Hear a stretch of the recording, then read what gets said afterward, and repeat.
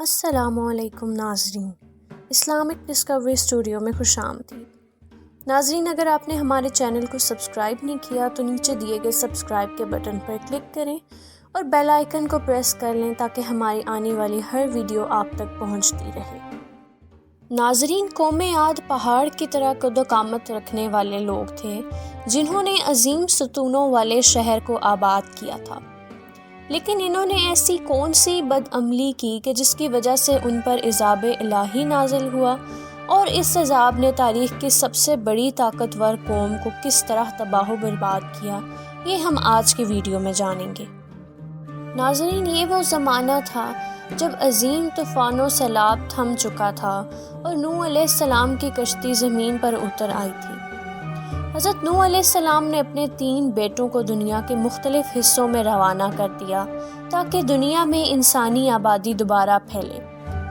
حضرت نوح علیہ السلام کے بیٹے سام سرزمین عرب میں آ کر سکونت پذیر ہو گئے، جہاں ان کی نسلوں میں اضافہ ہوا اور جزیرہ عرب میں سامی نسل کی ابتدا ہوئی۔ سام کی نسل سے ایک طاقتور سردار کی پیدائش ہوئی جس کا نام عاد تھا۔ عاد اپنی اولادوں کے ساتھ جنوبی عرب کے علاقوں میں جا بسا اور اس علاقے کو صحرائے احقاف کہتے ہیں۔ عاد اپنی اولادوں کے ساتھ یہاں آ کر آباد ہو گیا اور یہاں اس کی اولادوں میں 13 قبیلے آباد ہوئے۔ یہ لوگ قوم عاد کہلائے جنہوں نے یہاں طاقتور حکومت کی بنیاد رکھی۔ انہوں نے اس بنجر صحرا کو اپنے محنت اور مشقت سے سرسبز بنا دیا، یہاں خوبصورت بستیاں بسائیں، اور قوم عاد دنیا کے سب سے بڑے اور لمبے اور طاقتور لوگ تھے۔ ان کی طاقت کے متعلق کہا جاتا ہے کہ وہ ایک ہاتھ سے ہی درخت کی جڑوں کو اکھاڑ دیتے تھے۔ وہ کبھی بوڑھے نہیں ہوتے تھے اور ان میں ایک شخص 1000 سال کی عمر پاتا تھا اور انہیں کبھی کوئی بیماری نہ ہوتی تھی۔ ناظرین، اس قوم عاد نے صحرائے احقاف میں پہاڑوں کو کاٹ کر عالی شان محل بنائے تھے اور لمبے لمبے ستونوں کو تراش کر اپنی بستیوں کی عظمت کا ثبوت دیا۔ اس لیے ان کو ہزاروں ستونوں والے شہر کی قوم بھی کہا جاتا ہے، اور قوم عاد کھجور کے باغات کے مالک بھی تھے اور اس کے علاوہ کھیتی باڑی کے کام کرنے والے بھی تھے۔ اس کے ساتھ ساتھ چٹانیں کاٹ کر بڑی بڑی نہریں جاری کی جاتی تھیں، اور اس قوم کو اگر اس دور کی سپر پاور کہا جائے تو یہ غلط نہ ہوگا۔ ایک روایت کے مطابق قوم عاد کے لمبے قد والے آدمی 500 ذراع کے ہوتے تھے اور ان میں سب سے چھوٹے قد کا آدمی 300 ذراع کا ہوتا تھا۔ یاد رہے کہ 1 ذراع موجودہ پیمائش کے مطابق تقریباً 1.5 فٹ بنتا ہے، اور ان تمام نعمتوں اور رحمتوں کے باوجود قوم عاد اللہ کی نافرمان قوم ثابت ہوئی، اور دنیا کی مال و دولت اور طاقت و قوت نے انہیں سرکش بنا دیا۔ لہٰذا طوفان نوح کے بعد قوم عاد ہی وہ قوم تھی جو سب سے پہلے کفر و شرک میں مبتلا ہو کر بتوں کی پجاری بن گئی، اور ان کے 3 مخصوص بت تھے جن کے نام حمود، حب اور سمت تھے۔ یہ ان بتوں سے اپنی مرادیں مانگتے۔ شرک کے ساتھ ساتھ بہت جلد ہی یہ لوگ جہالت، گمراہی اور فساد میں پڑ گئے اور بدعمالیوں کی تمام حدوں کو پار کر گئے۔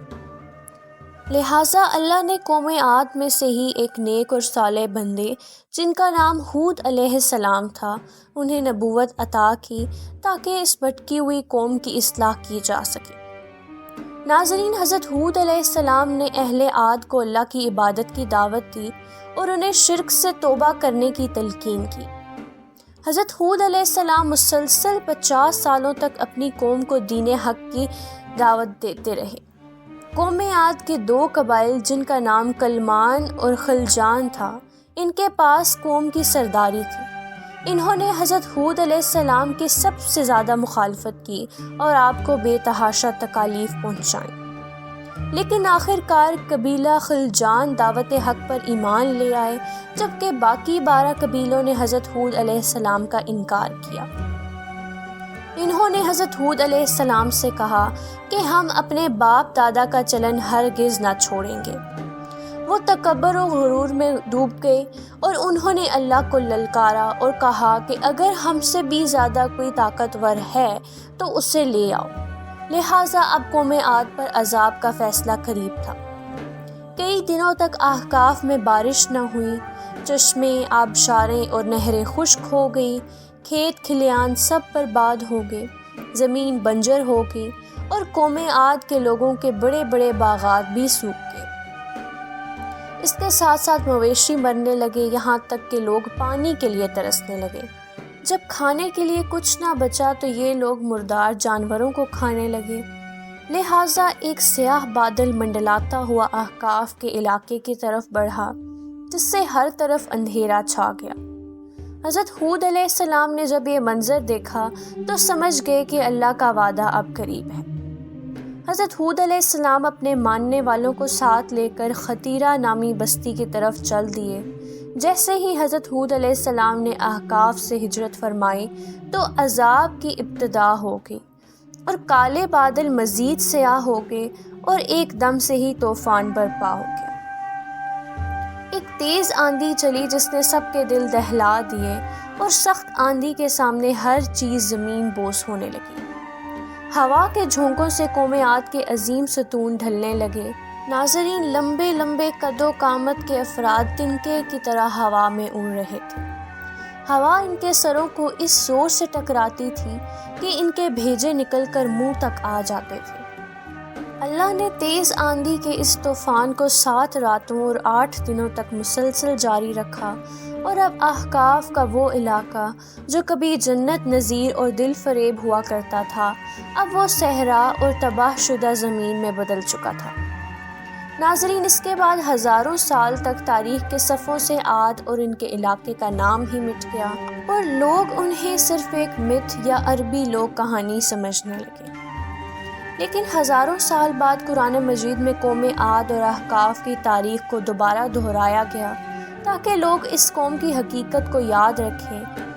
اور موجودہ دور کی بات کی جائے تو احقاف کا وہ علاقہ آج یمن اور عمان کے علاقوں میں 2.5 لاکھ اسکوائر میل پر پھیلا ہے۔ یہاں بھی آج ریت کے سنسان ٹھیلوں اور وحشت و ویرانی کے سوا کچھ بھی نہیں ہے۔